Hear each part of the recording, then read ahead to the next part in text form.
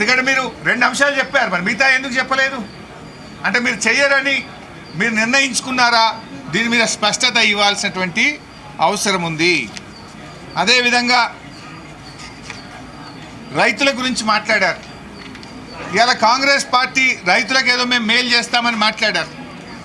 మీరు మేలు కాదు కదా, మీరు వచ్చిన ఈ 2 నెలల కాలంలో రైతులకు తీవ్రమైనటువంటి అన్యాయం చేశారు.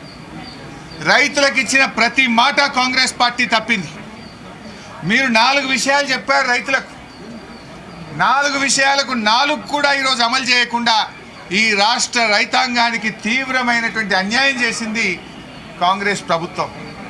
మొదటిది, మేము రాగానే ఎకరానికి 15,000 రూపాయల రైతు బంధు ఇస్తామన్నారు.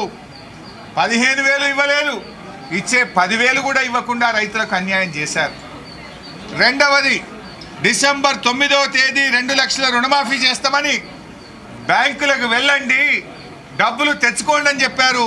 రైతులకు రుణమాఫీ విషయంలో ఇవాళ మీరు డిసెంబర్ 9 పోయింది, జనవరి 9 పోయింది, ఫిబ్రవరి 9 వచ్చిన రుణమాఫీ మీద ఇప్పటిదాకా మీరు రైతులకు నిర్ణయం తీసుకోకుండా మోసం చేశారు.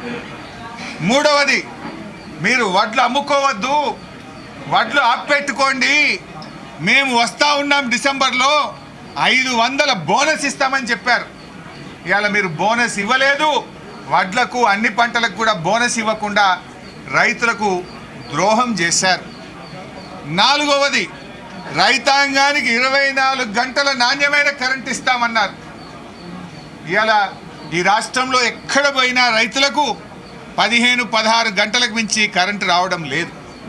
మోటార్లు కాలుతూ ఉన్నాయి, ట్రాన్స్ఫార్మర్లు కాలుతూ ఉన్నాయి, రైతులు ఆందోళనలో ఉన్నటువంటి పరిస్థితి. అంటే రైతులకు మీరు 4 హామీలు ఇస్తే 4కి 4 కూడా అమలు చేయకుండా మీరు రైతాంగానికి తీవ్రమైనటువంటి అన్యాయం చేసింది ఇవాళ కాంగ్రెస్ పార్టీ. నేను అనుకున్న వానకాలం ఇవ్వలేదు, ఇప్పుడు యాసంగి పంట వస్తుంది, మార్చి ఏప్రిల్ నెలలో యాసంగి పంట వస్తుంది, కనీసం యాసంగి పంట కన్నా బోనస్ ఇస్తారేమో అని మేము ఆశపడ్డాం. గవర్నర్ గారి ప్రసంగంలో రైతులకు అన్ని పంటలకు మేనిఫెస్టోలో చెప్పినట్టు బోనస్ ఇస్తారేమో అని మేము ఆశగా గవర్నర్ గారి ప్రసంగాన్ని విన్నాం.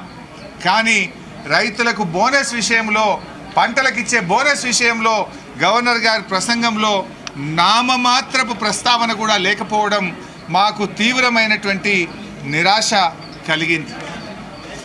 అదేవిధంగా గవర్నర్ గారి ప్రసంగంలో మేము 40,000 కోట్ల పెట్టుబడులకు తెచ్చాము అని చెప్పి మరి చాలా గొప్పగా చెప్పారు. దావోస్కు వెళ్ళాం, 40,000 కోట్ల పెట్టుబడులు తెచ్చామని చెప్పే ప్రయత్నం చేశారు. నేను ప్రభుత్వాన్ని అడుగుతా ఉన్నా, ఆ 40,000 కోట్లు ఎవరెవరు పెట్టుబడులు పెడుతున్నారో ఒక వైట్ పేపర్ రిలీజ్ చేసి ప్రజల ముందు పెట్టాలని చెప్పి నేను ఈ ప్రభుత్వాన్ని డిమాండ్ చేస్తూ ఉన్నా. ఎందుకంటే ఎక్కడ కూడా స్పష్టత లేదు, కేవలం గొప్పలు చెప్పుకోవడానికి ఒక అర్ధ సత్యాలను గవర్నర్ గారితో చెప్పించారనేటువంటి అభిప్రాయం కలుగుతూ ఉంది. నిజంగా 40,000 కోట్ల పెట్టుబడి వచ్చుంటే దాన్ని వెంటనే వైట్ పేపర్ రూపంలో విడుదల చేయాలని చెప్పి కూడా నేను కోరుతా ఉన్నా. విద్యుత్ గురించి కూడా చాలా గొప్పగా చెప్పారు. మరి ఇవాళ యాదాద్రి థర్మల్ పవర్ ప్లాంట్ 4,000 మెగావాట్ల థర్మల్ పవర్ ప్లాంటు గత ప్రభుత్వం దాదాపు 90% పనులు పూర్తి చేసింది. గట్టిగా పనిచేస్తే నెల రోజుల్లో ఉత్పత్తికి సిద్ధంగా ఉంది. కనీసం విద్యుత్ ప్రస్తావనలో దాని గురించి ఒక మాట మాత్రం కూడా చెప్పిన పరిస్థితి లేదు.